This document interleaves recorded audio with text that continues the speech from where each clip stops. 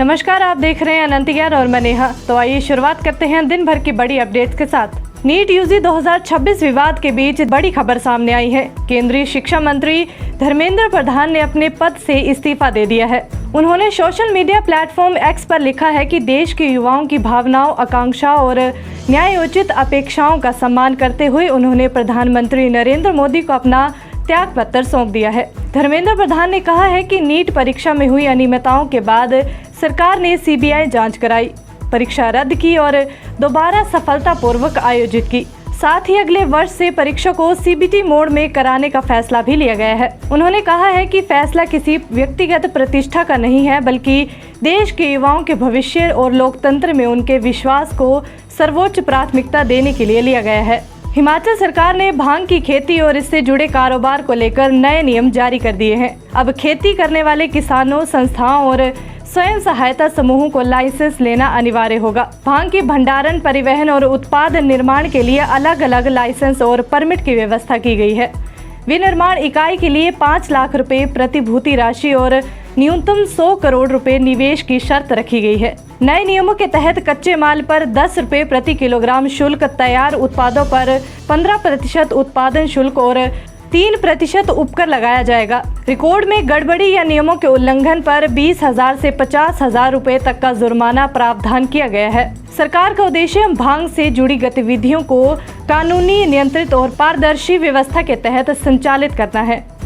हिमाचल प्रदेश सरकार ने पट्टे पर दी गई जमीनों के लंबित इंतकाल मामले को जल्द निपटाने के निर्देश दिए हैं। राजस्व मंत्री जगत सिंह नेगी ने अधिकारियों को स्पष्ट चेतावनी दी है कि किसी पात्र किसानों और बागवानों के मामले में अनावश्यक देरी बर्दाश्त नहीं की जाएगी। लापरवाही करने वाले अधिकारियों के खिलाफ सख्त कार्रवाई होगी। सचिवालय में भुट्टी, धानाधार और कोटगढ़ क्षेत्र के किसानों की शिकायतें सुनने के बाद मंत्री ने संबंधित अधिकारियों को जल्द इंतकाल पूरे करने के निर्देश दिए हैं। उन्होंने ये भी कहा कि किसानों को रिकॉर्ड लेने के लिए बार बार कार्यालयों के चक्कर न लगाने पड़े। बैठक के दौरान मैलन गांव के रतन चंद ने बताया कि उनके पिता को वर्ष 1947 में पट्टे पर मिली जमीन का आज तक मालिकाना हक नहीं मिला। मंत्री के निर्देश के बाद अब उनके मामले का भी जल्द निपटारा किया जाएगा। सरकार का कहना है कि पात्र लाभार्थियों को जल्द कानूनी मालिकाना हक दिलाकर वर्षों से लंबित मामलों का स्थायी समाधान किया जाएगा। हिमाचल प्रदेश हाईकोर्ट ने धर्मशाला में केंद्रीय विश्वविद्यालय के नॉर्थ कैंपस निर्माण मामले में राज्य सरकार की सुस्ती पर कड़ी नाराजगी जताई है। अदालत ने चेतावनी दी है कि यदि अगली सुनवाई तक उनके आदेशों का पालन नहीं हुआ तो शिक्षा सचिव को व्यक्तिगत रूप से कोर्ट में उपस्थित होना होगा। मुख्य न्यायाधीश GS संधावालिया और न्यायमूर्ति विपिन चंद्र नेगी की खंडपीठ ने पाया कि वन स्वीकृत के लिए आवश्यक 30.4 करोड़ जमा कराने संबंधित 2 जून 2026 के आदेश का अब तक पालन नहीं हुआ है। सरकार ने बताया कि प्रस्ताव योजना विभाग को भेजा गया था, लेकिन आपत्तियों के बाद फाइल वापस लौटा दी गई है। कोर्ट ने सरकार को अंतिम मौका देते हुए मामले की अगली सुनवाई 7 सितंबर 2026 तय की है और स्पष्ट किया है कि तब तक प्रक्रिया पूरी नहीं हुई तो शिक्षा सचिव को स्वयं अदालत में जवाब देना होगा। हिमाचल प्रदेश सरकार ने नशे के खिलाफ जीरो टॉलरेंस नीति के तहत बिलासपुर में स्वास्थ्य विभाग के एक कर्मचारी को सरकारी सेवा से बर्खास्त कर दिया है। कर्मचारी के खिलाफ नशे से जुड़े कई मामले दर्ज होने के बाद विभागीय जाँच की गई, जिसमें आरोप गंभीर पाए गए। सीएमओ बिलासपुर डॉक्टर शशि दत्त शर्मा ने बर्खास्तगी के आदेश मिलने को पुष्टि करते हुए कहा कि सरकार के निर्देशानुसार कार्रवाई की जा रही है। सरकार ने साफ किया है कि नशे के मामले में संलिप्त किसी भी सरकारी कर्मचारी को बख्शा नहीं जाएगा। बिलासपुर जिले के अब तक नशे से जुड़े मामले में 9 सरकारी कर्मचारियों के नाम सामने आए हैं। इनमें से 5 कर्मचारी को बर्खास्त किया जा चुका है, जबकि शेष मामलों में विभागीय जाँच और कानूनी प्रक्रिया जारी है। सरकार ने दोहराया है कि नशे के खिलाफ अभियान में किसी भी स्तर पर समझौता नहीं किया जाएगा।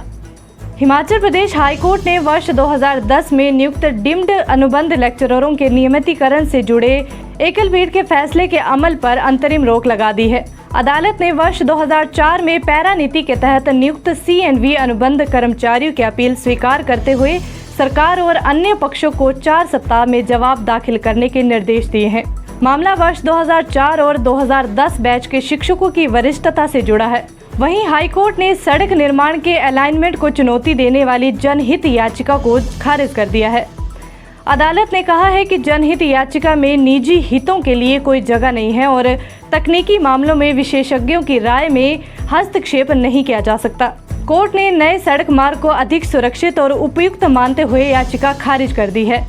हिमाचल प्रदेश में अगले एक सप्ताह तक बारिश का सिलसिला जारी रहने की संभावना है। मौसम विज्ञान केंद्र शिमला के अनुसार 25 से 27 जुलाई तक प्रदेश के कुछ हिस्सों में भारी बारिश का येलो अलर्ट जारी किया गया है।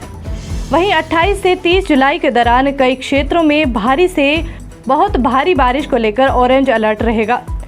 शनिवार को भी शिमला सहित प्रदेश के कई इलाकों में मौसम खराब बना रहा और रुक रुक कर बारिश होती रही। मौसम विभाग ने लोगों को नदी नालों से दूर रहने, भूस्खलन संभावित क्षेत्रों में अनावश्यक यात्रा से बचने और खराब मौसम के दौरान सतर्क रहने की सलाह दी है। पिछले 24 घंटे में प्रदेश के अधिकांश स्थानों पर अधिकतम तापमान में 2 से 8 डिग्री सेल्सियस तक बढ़ोतरी दर्ज की गई है। मौसम विभाग के अनुसार अगले कुछ दिनों तक प्रदेश में मानसून की गतिविधियां तेज बनी रहेंगी। हिमाचल प्रदेश में लगातार हो रही भारी बारिश का असर विश्व धरोहर शिमला कालका रेल मार्ग पर दिखाई देने लगा है।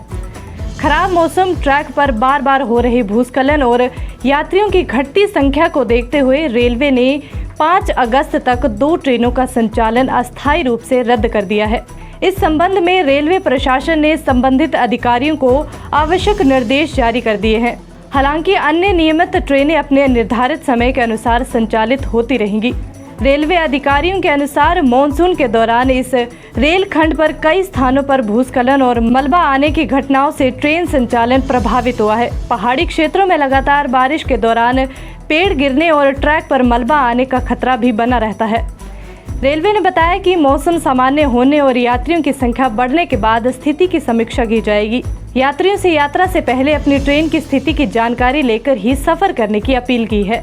शिमला में आयोजित बैठक में मुख्यमंत्री सुखविंदर सिंह सुक्खू ने हिमाचल प्रदेश भवन एवं अन्य सन्निर्माण कामगार कल्याण बोर्ड के माध्यम से विदेशी भाषा के विशेष पाठ्यक्रम शुरू करने के निर्देश दिए। उन्होंने कहा कि भाषा प्रशिक्षण से युवाओं को विदेशों में बेहतर वेतन और सम्मानजनक रोजगार के अवसर मिलेंगे। सरकार HPSCDC के जरिए कुशल युवाओं को विदेशों में रोजगार दिलाने में सहयोग कर रही है। साथ ही विदेशों में काम करने वाले हिमाचलियों की सुरक्षा और सहायता के लिए एक डिजिटल प्लेटफॉर्म भी तैयार किया जाएगा। मुख्यमंत्री ने कहा कि HPSCDC को भर्ती एजेंसी का लाइसेंस मिल चुका है, जिससे विदेशों में रोजगार की प्रक्रिया पारदर्शी और सुरक्षित बनेगी। इसके अलावा सरकारी योजनाओं की निगरानी के लिए उन्हें मुख्यमंत्री डैशबोर्ड से जोड़ा जाएगा।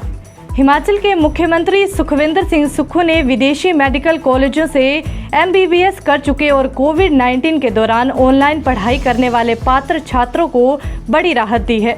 मुख्यमंत्री ने निर्देश दिए हैं कि ऐसे योग्य विदेशी मेडिकल ग्रेजुएट को सिर्फ 1 वर्ष की इंटर्नशिप की अनुमति दी जाए।